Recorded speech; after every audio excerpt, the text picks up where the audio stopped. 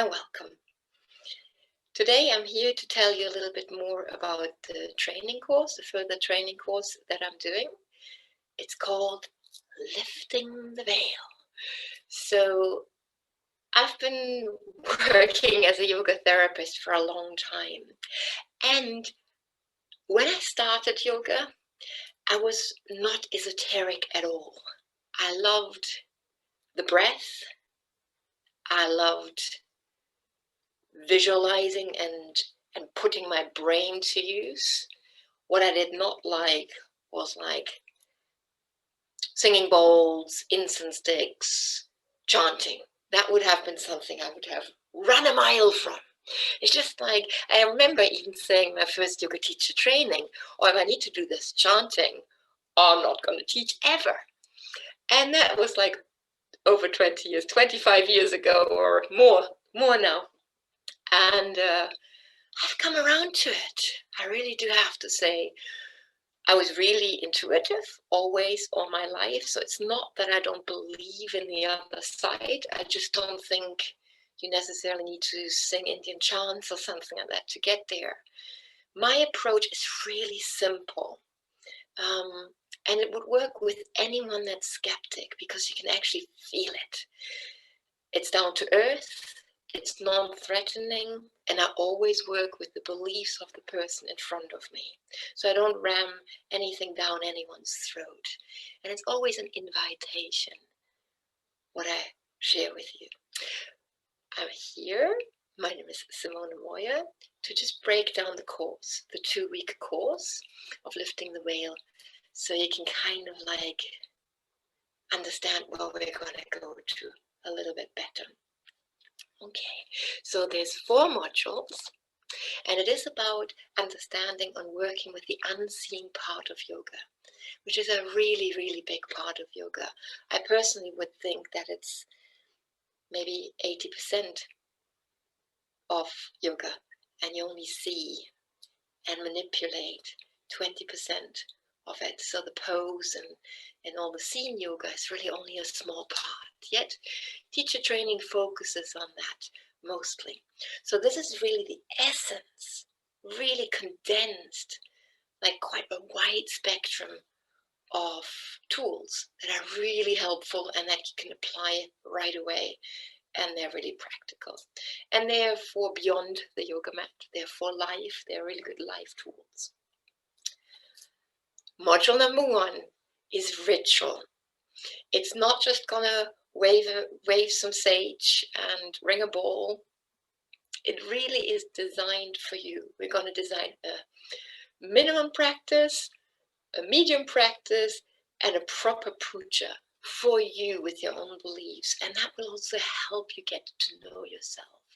We'll explore, I have a long list of things you can choose from, and we'll explore and feel into it and see how it feels. It's here to connect to higher guidance. And even if you're not intuitive, it works. So let's play with that. And it's also there to really support and nourish you in your practice. It's also a little bit like protection so that you don't pick up things. And yeah, it's beyond yoga, and it is yoga. It's the essence of yoga, and it is also really, really applicable for life. The second module is trust. Trust is something you can learn and establish. And a lot of your clients will have trust issues, not necessarily with you, but in relationships and life. They will have been battered. And like rehabbing that trust with you is so easy when you know what components are needed to build trust. If you're authentic with where you are and they can see trustworthiness in action, it's great. And rather than giving you just like the 7 things to do to build trust, we're going to teach it so you can apply it to real situations and reteach it through storytelling. As storytelling is like how you capture your audience. It's what makes things stick in the brain, and it keeps people motivated and want to come back. A little bit of philosophy, kind of like just drizzled in there, or your own story, without taking over and just talking about you, but just allowing it to be part, especially when you're teaching, to make it more engaging. And also ask questions, how to make it relevant in their life and where they have come across it, where it really worked well, and where they would have come across it where it really didn't go well, and how it feels when it works well. Some people will have never experienced it, so it's then your job to establish it with them. So it's also about learning loving boundaries. So this is a really important one if you're an empath like me, to learn a loving no and to clean yourself energetically after sessions and not handing over energy to the next session, which is also a ritual. Number 3 is the power of the mind. The power of the mind, it's not going to be about positive affirmations. Positive affirmations are great and they have their place, but it's really about your vulnerabilities and where the positive affirmations might not reach so easily. I work with lots of different energy works. I'm a universal Reiki master, and you may bow. There's all these things, the unseen world that I work with and that I can influence. But it really is often positive affirmations are also known truth statements. Well, do they really feel true? We find statements that really feel true, and then we grow within that. And it gives you the strength and guidance to be authentic and not fake, and not kind of like put your affirmation out of reach. So it needs to be fertilizer for your growth and not just something you will never reach. What feels like you will never reach it, you reach it. If you can affirm it, you can reach it. But it might actually still takes a little bit of elbow grease and not just wishful thinking.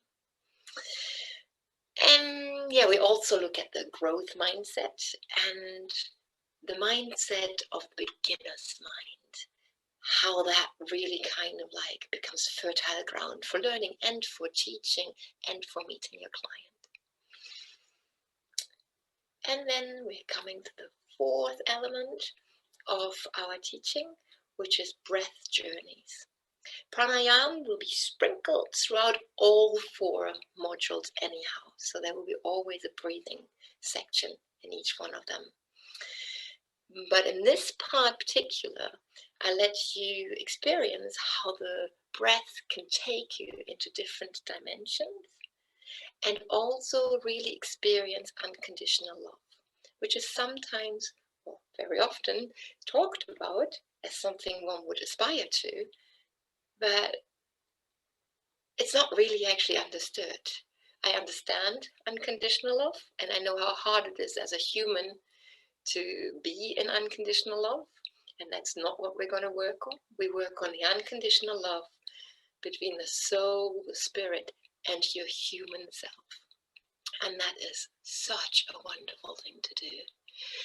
And then I'll also gonna help you bless your path and how to do that.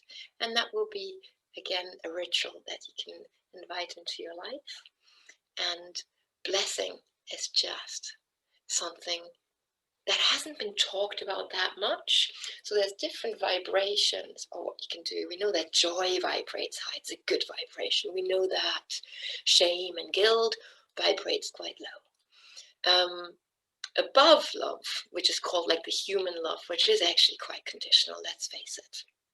It's a bit, I'm a parent and I really love my kids.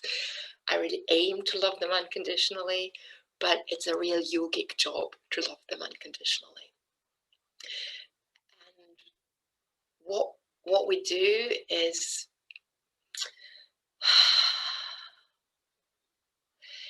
really understanding that there is an unconditional love that's always there.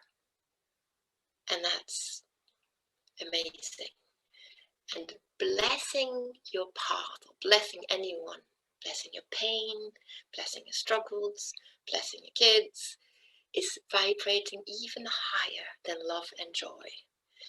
And that is really something that if you understand how blessing works, and it's not just, I bless you, it's a bit different. If you really learn and integrate what that feels like, that high vibration, it's the most wonderful tool that you will ever come across.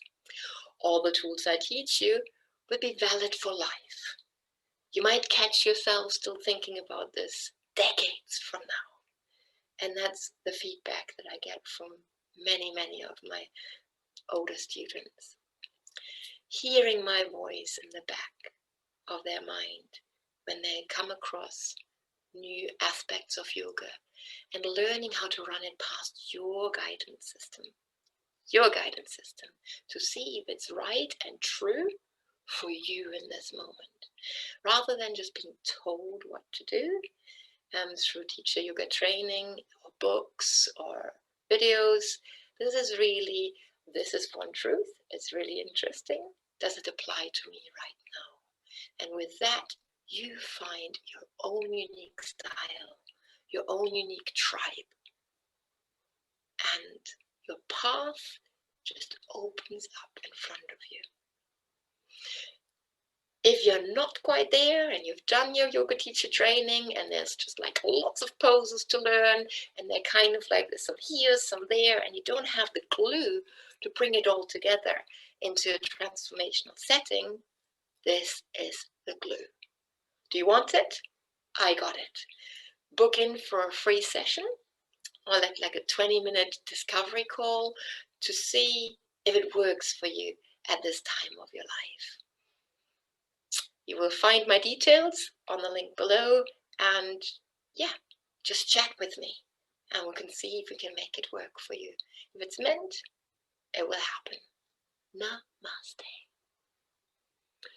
The light in me greets and sees the light in you. And isn't that a lovely light? I love when the sun comes out at the beginning of the year and gives you warmth. Much appreciation.